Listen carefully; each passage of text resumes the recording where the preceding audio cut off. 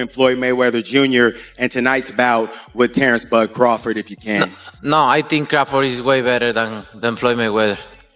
Don't judge, and the old timers didn't either.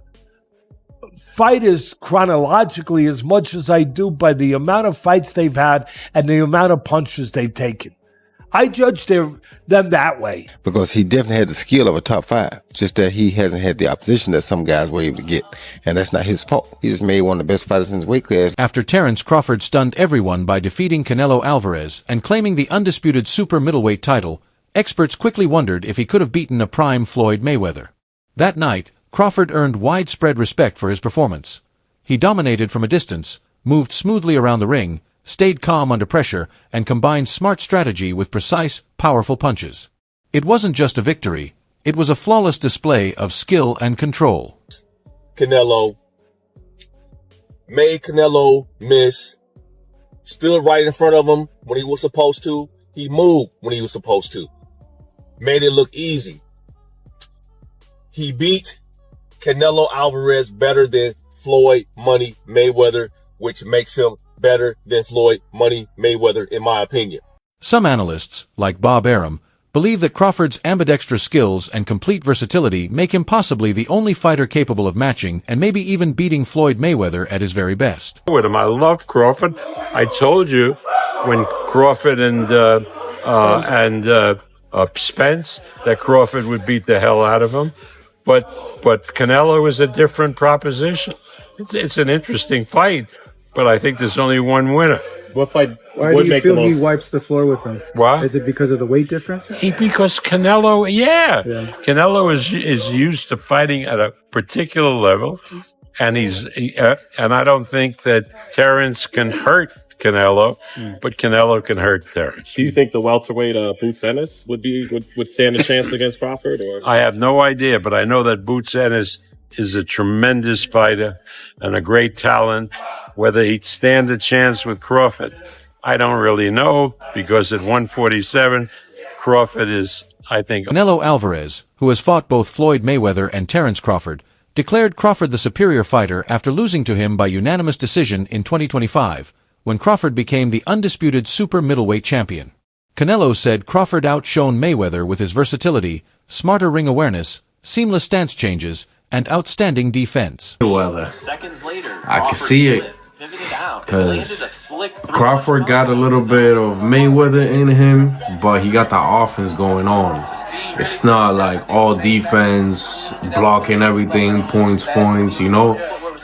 Crawford can actually hurt you. He's actually a fighter. He'll fight you. You know, he'll box you, but he'll fight you too.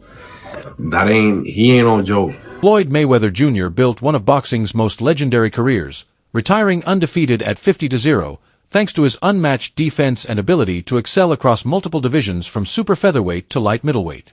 He became known for his sharp footwork, lightning-fast speed, clever counterpunching, and the rare talent of controlling fights while avoiding damage. Over his career, he won 15 major world titles across 5 weight classes during one of the toughest eras in boxing, consistently facing highly skilled, respected champions at every level, proving time and again that he was one of the sport's most complete and dominant fighters. Say was your toughest opponent. You got guys that punch hard and hit hard, and you got guys that come out and win a few rounds, but nothing really was tough. I've been in a boxing gym, and guys have given me great sparring and great work. They say ass whooping will humble you. I come home and say, you got to tighten up, champ. Yeah. You got to get it together, champ. And then sometimes I go home and say, is this for me? I make mistakes, but I strive every day to be a perfectionist. And we all know God only made one thing perfect, and that's my boxing ring. You know, I didn't have to have 70 fights, or 150 fights, 300 fights. Did I not beat the most world champions? Yes, you did. Okay. And in the least amount of fights? Yes, you did. Who got the highest gate? Floyd Mayweather. Who made the most money? You did. Who was the most accurate fighter of all time? You were. So it's basically saying... Following a similar path, Terence Crawford has remained undefeated and won over 18 major world titles across 5 weight classes, becoming the first male boxer to hold undisputed status in 3 divisions. A natural switch hitter, he grows stronger with each jump in weight, improving both his accuracy and knockout power. Crawford has defeated top-tier opponents, including Errol Spence Jr. and, most recently, Canelo Alvarez. You know, he was a little frustrated in there, but that's part of the game. And last question is, I know it's right after the fight. Have you feel yet the significance of this win and what it means in your legacy and your career? To be honest, when I set my sights on doing something and I know what I'm capable of, it's not like a surprise to me. It's a surprise to y'all because y'all didn't believe me, you know, but for me, I knew I could do it and I believed that I could do it. I just needed the opportunity. Terence, when did you know that you were going to beat him? Over here on your left. When he signed the contract. He seemed to focus mostly on body punches, and you were hitting him in the head a lot. Was it your reach that gave you the advantage? It was everything. You know, he wasn't hitting the body or anything. He was hitting my elbow because I was blocking it, but, you know... The recent fight between Crawford and Canelo was a landmark moment in boxing. Moving up in weight to challenge for the undefeated super middleweight titles, Crawford won by majority decision after 12 tough rounds, with scores of 116-112, 115-113, and 115-113. He controlled the fight with fast footwork, sharp jabs, and precise counters, handling Canelo's power and pressure without slowing down. Even after taking heavy shots and suffering a cut over his right eye, he kept up his pace. This victory made him the first boxer in modern history to become the undisputed champion in 3 weight classes, bringing his record to 42-0 and cementing his place among boxing's all-time greats. When I set my sights on doing something and I know what I'm capable of, it's not like a surprise to me. It's a surprise to y'all because y'all didn't believe me, you know, but for me, I knew I could do it and I believed that I could do it. I just needed the opportunity. Terence, when did you know that you were going to beat him? Over here on your left. When he signed the contract. He seemed to focus mostly on body punches, and you were hitting him in the head a lot. Was it your reach that gave you the advantage? It was everything. You know, he wasn't hitting the body or anything. He was hitting my elbow because I was blocking it, but, you know, I think I was the better man. A few weeks ago, Roy Jones Jr. called Terence Crawford one of the greatest boxers of all time, saying his skill and versatility rival the best Hall of Famers. He praised Crawford's quick stance switching, solid balance, smart ring strategy, and power in both offense and defense. Jones Jr. also noted that while Crawford still needs a few more major fights to fully secure his legacy, his recent wins over top opponents show that his talent is finally living up to the high expectations fans have had for years, cementing his place among boxing's modern greats. I believe in your top 10, maybe even your top 5. Where do you rank Terence, in your opinion? I put him in the top 15, maybe the top 10, because he definitely has the skill of a top 5, just that he hasn't had the opposition that some guys were able to get, and that's not his fault. He just made one of the best fighters in his weight class look like nobody. That's pretty damn good. Now he proved what we already thought. We just didn't see him against the best opposition near his weight class. See, this is the thing people don't understand. This is what I like about Bud. He reminds me of Roy. We ain't got to have the best opposition in our weight class. We want the best opposition near our weight class. There's been discussion that maybe, Crawford and Inoue are going back and forth tussling for for pound, that maybe Inoue because of the multiple weight divisions. You're shaking your head no. Tell me why no. Because Inoue also, when he first moved up, he lost to Donaire. Don't forget that. Bud ain't lost nobody. Moving up or down, he moved up 3 times. He lost nobody. Don't tell me he better. Keith Thurman praised Crawford's performance, calling it a masterclass built on strong fundamentals, smart ring control, and clever strategy. He explained how Crawford used his jab, movement, angles, and space to neutralize Canelo's usual power and pressure. While Thurman had doubts about Crawford moving up in weight, he said speed, timing, and composure were the real keys. He also noted that Canelo seemed slower than expected and couldn't use his strength or adjust like he had before. Thurman described Crawford's win as a display of perfect planning and technique, adding that Canelo remained dangerous but was clearly outmatched in almost every aspect. Crawford, you did it, boy. You did it. For those who still aren't quite sure what they witnessed last night, I'm going to let you know. that you witnessed what is called a notorious boxing clinic. This is everything done right, okay? First, he worked behind the jab, people. Boxing 101, set your shots up behind the jab. Canelo froze up. He was able to minimize the pressure. Step 2, use the ring. Use the ring. Get to the outside. Make Canelo pivot. Make him pivot. Don't let his feet settle. Okay? Pick your spots.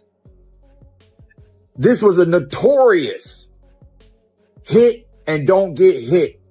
That's boxing 101, people. It's actually the definition of boxing. For those who don't know, the definition of boxing is to hit and not get hit. It's almost like a game of tag, to simplify it for you folks. All right?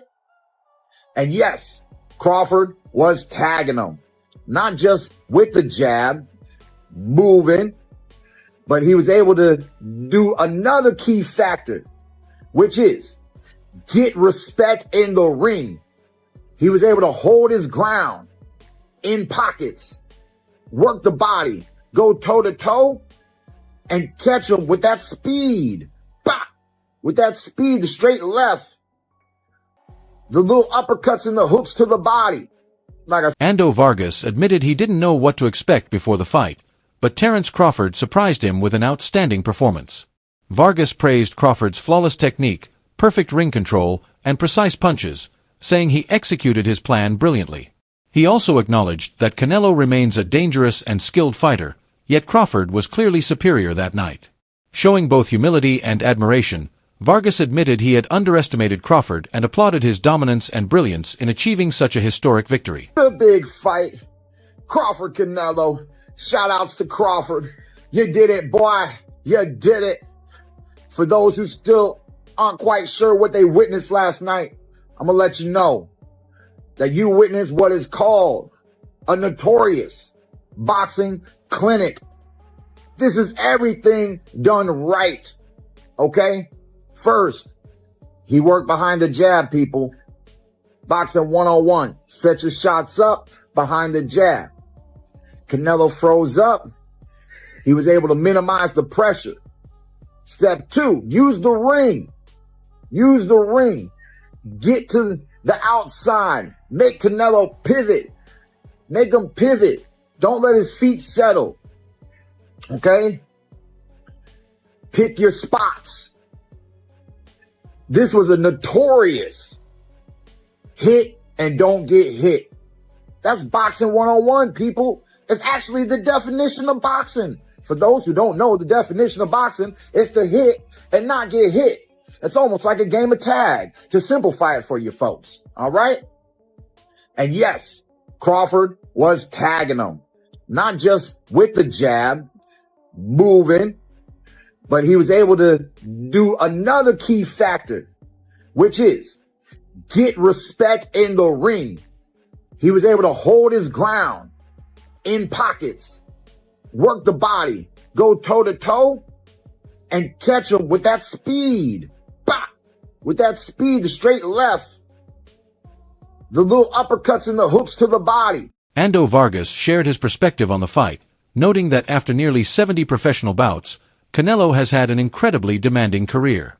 He explained that a fighter's reflexes and sharpness naturally decline over time with such a busy schedule. While Canelo is still one of boxing's biggest stars, Vargas believes years of major fights have gradually reduced some of the speed and energy that once defined him. He added that Canelo's power is no longer as overwhelming, and the spark that fueled his rise appears to have faded. I'll give you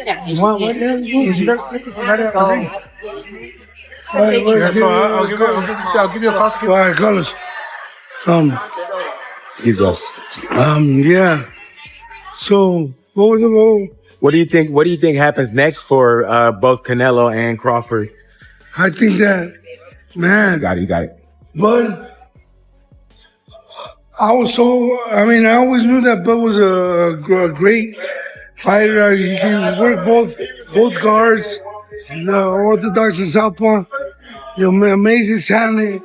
Al Bernstein emphasized Crawford's unpredictability as a major strength, explaining that he doesn't rely on a fixed plan but adapts his strategy during the fight. This keeps opponents, including Canelo, off balance, as they can't rely on timing or counters. Bernstein also noted that Crawford's ability to switch between orthodox and southpaw stances makes him even harder to read, leaving opponents exposed to combinations they can't react to quickly enough. Part of how he's won, and everybody feels that he, and rightfully so, that the way he's figured out, I mean, he's constantly changing from lefty to righty. He is a person that alters his attack. Sometimes he's a boxer. Sometimes he's walking people down. Canelo's style is more the same in most fights. He is a counterpuncher who's waiting for you to make your move so he can counterpunch you. Then when he has you in trouble, he's willing to move forward. His attack is a pretty straightforward one. On the face of it, you might say Crawford, but I think the thing about Canelo Alvarez is that he has seen every style that you could. Eddie Atlas has consistently praised Terence Crawford, saying his greatness extends beyond just technique. He highlights Crawford's mental strengths, including perfect timing, reading opponents, and adapting during fights. Atlas points out qualities that stats don't capture, like cleverness, high ring IQ, and heart, and he admires how Crawford moves up weight classes while keeping his skills intact and facing tough challenges fearlessly. Atlas emphasizes that Crawford's unique mindset and abilities make him truly deserving of recognition as one of boxing's best. It was his first time stepping up in weight to 154, and was a guy with 300 amateur fights. Only had 10 pro fights, but he had 300 amateur fights, with the best international fighters in the world. And he had a very deliberate style, a very distinct style, a very awkward style in its own way. So people don't look at that. They don't look at the things, obviously, that I'm looking at, being a trainer, being in the business of boxing. Canelo Alvarez recently claimed that Terence Crawford is better than Floyd and Jeff Mayweather. Jeff Mayweather responded, suggesting Canelo's comments might have been meant to boost Crawford's reputation before their fight. While he acknowledged Crawford's talent and intelligence, he disagreed that Crawford surpasses Floyd's defensive skills and noted that athletes often make comparisons to make their own achievements look bigger. Jeff showed respect for both fighters but emphasized that Floyd's undefeated record remains unmatched. Crawford, do you think he stays there at 168? Does he go down to 160 and try to get another weight class? I'll start with him first. What's his next move? He said he doesn't want to rematch with Canelo, but I think that'd be on the table. That's going to be a ton of money, obviously. I think that the Canelo fight may be so big that it's a fight that he is going to actually probably say yes to. He has to feel comfortable he can win again. It's not like he got a lucky in a one-punch knockout. He won that fight. Yeah, he won the fight, so I don't see him being. There's no reason for him to be scared. Right. And I think that that might be the fight that he'll take out of all the offers that's out there, because now he's at 68. He don't want to go backwards and go down in weight classes. Very smart fight. Took the fight in the middle. Let Canelo get off his steam early. Came in the later rounds and just outboxed him for the very smart fight. Then stand in the middle for him. Made him use the ring like Canelo doesn't like to do. He took the Erislander Lowry blueprint and used it very well. How surprised were you with Crawford's performance? Was you surprised? Not surprised at all. Not surprised at all. If you look at Erislander Lowry, you notice Bud never turned right-handed the whole fight, because you knew Erislander Lowry gave him most trouble because you used the ring on him as a southpaw. How special is Terence Crawford as a fighter? First person to be three-way undisputed. Terence is very special. He definitely goes in the top 10, maybe even the top 5 of the best pound for pound ever.